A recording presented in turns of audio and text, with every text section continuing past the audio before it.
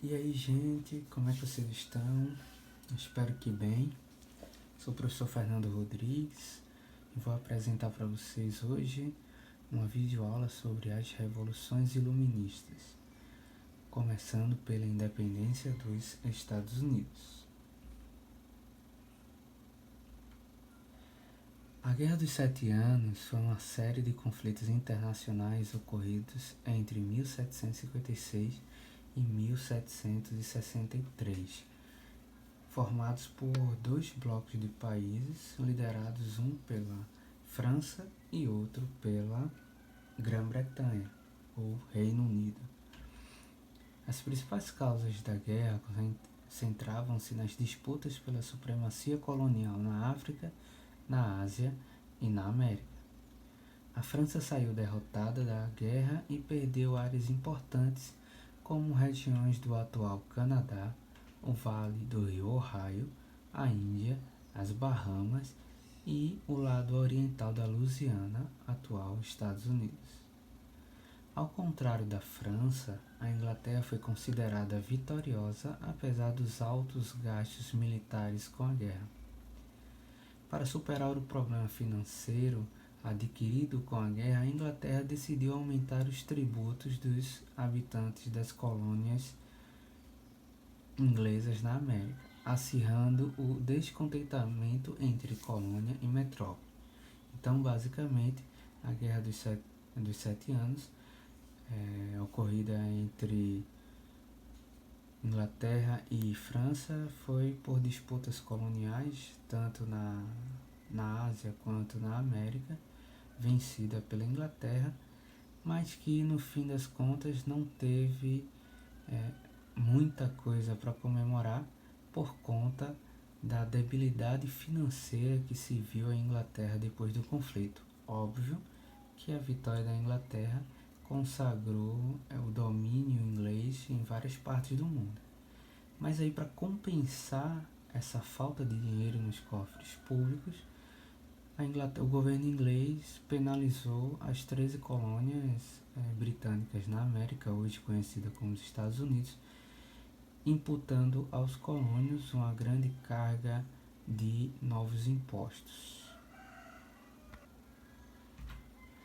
4 leis foram publicadas pela Inglaterra entre 1763 e 1773, mudando completamente a dinâmica de relacionamento entre metrópole e colônia.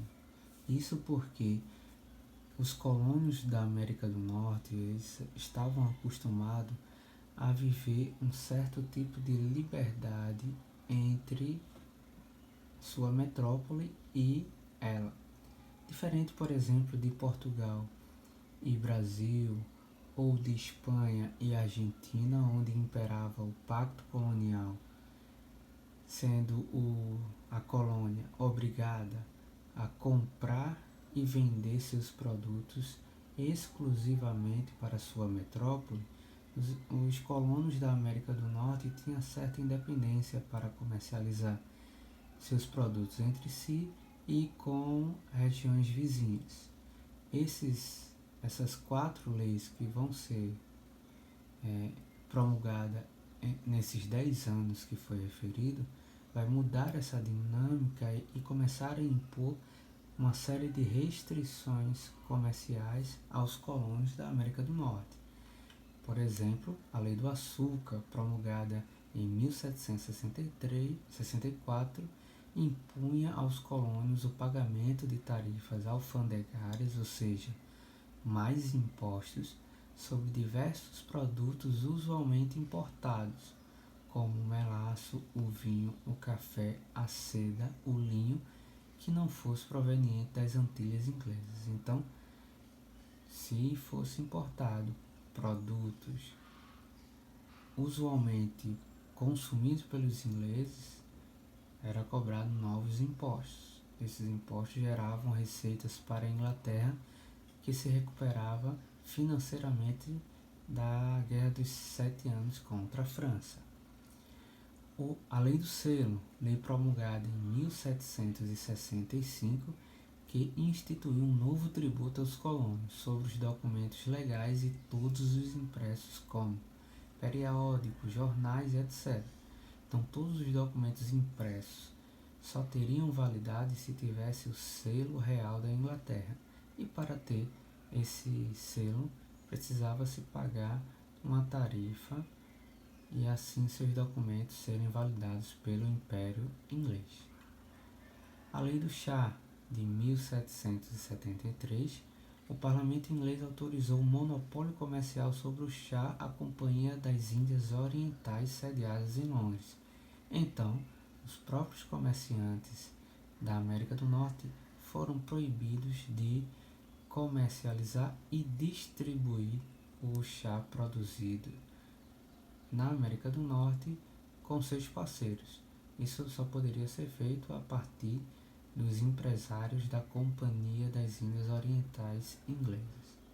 E aí, as Leis Intoleráveis de 1774, onde o parlamento britânico publicou uma série de medidas em respostas a um evento chamado de Boston Tea Party, que foi quando colonos vestidos de índios saquearam um navio inglês no porto de Boston e jogaram toda a mercadoria de chá ao mar, levando a companhia ao prejuízo.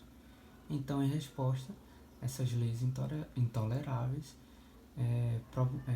propunha o fechamento do posto de Boston, que era o principal da época, e determinava a ocupação imediata da cidade de Boston.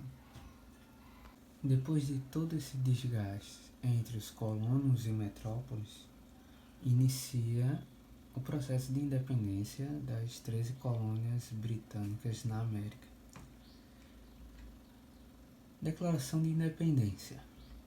A influência das ideias iluministas, sobretudo as teorias liberais inglesas de valorização dos direitos naturais do homem, sem a interferência do Estado, que a gente pode apontar como liberalismo, as imposições tributárias e as medidas de repressão tomadas pela Inglaterra foram os fatos fundamentais para a articulação de um movimento de resistência dos colonos ingleses contra a metrópole. Indignados, os líderes das 13 colônias inglesas se reuniram no primeiro Congresso da Filadélfia em 12 de setembro de 1774, determinando o boicote aos produtos ingleses.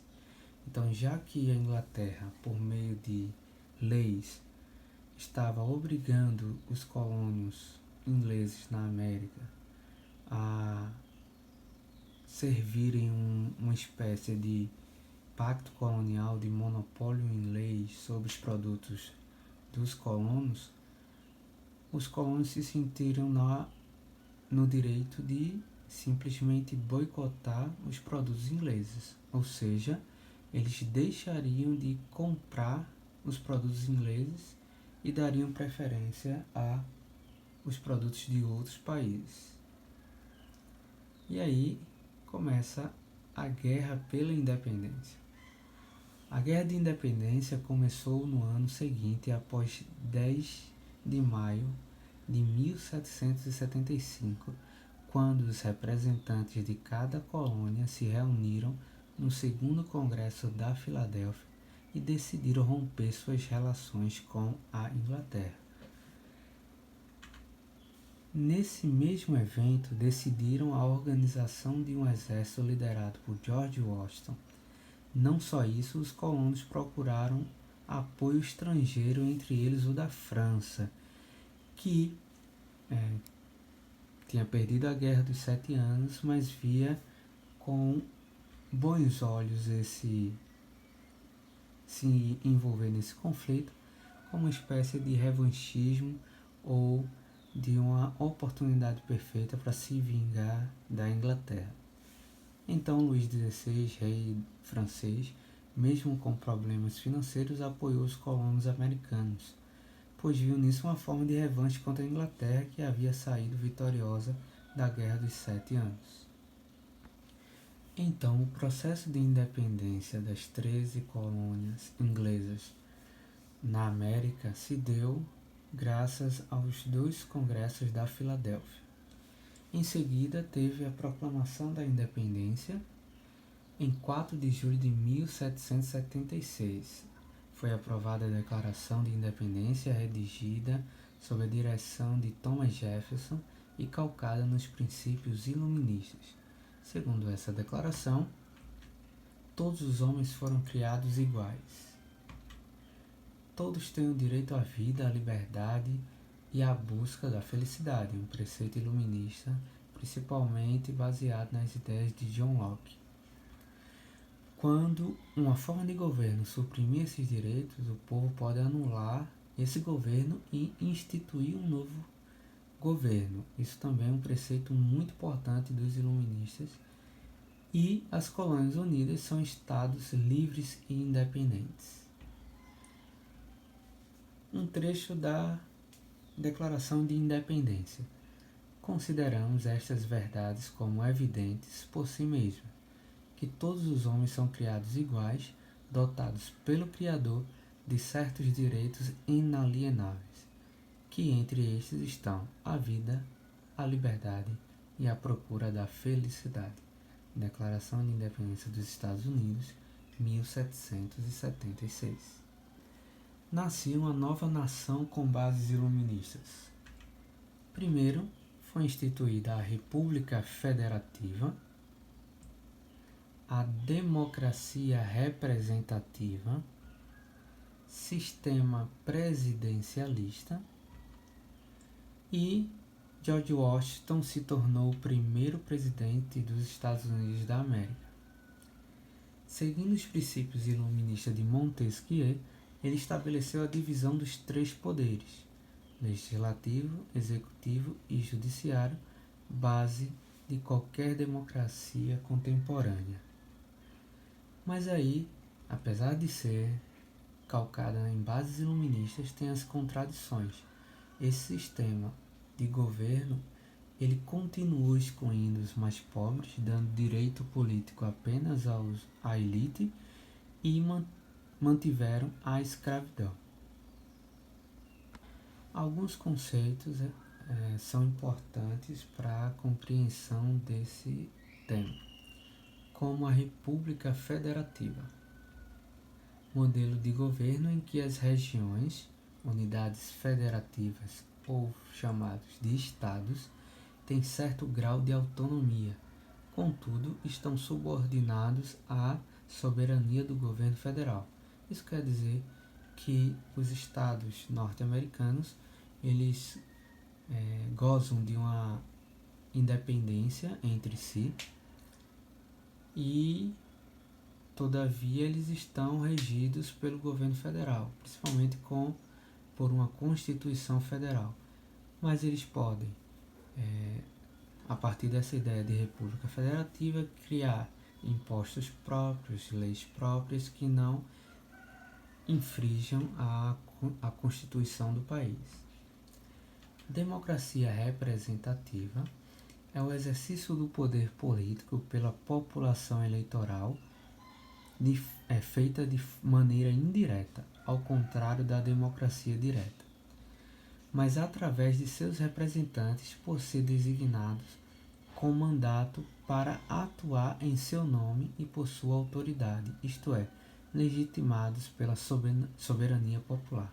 Democracia representativa nada mais é do que uma forma de escolha democrática, onde a população, através do voto, escolhe os representantes. Por isso, democracia representativa. Essa democracia representativa, ela é o espelho dos anseios da população. Então, a população escolhe pessoas para representá-las na política. Então, daí o nome. A partir disso, agora vamos realizar atividades sobre esse assunto para poder fixar bem esse assunto e, se for necessário, Reassista essa videoaula quantas vezes você achar necessário.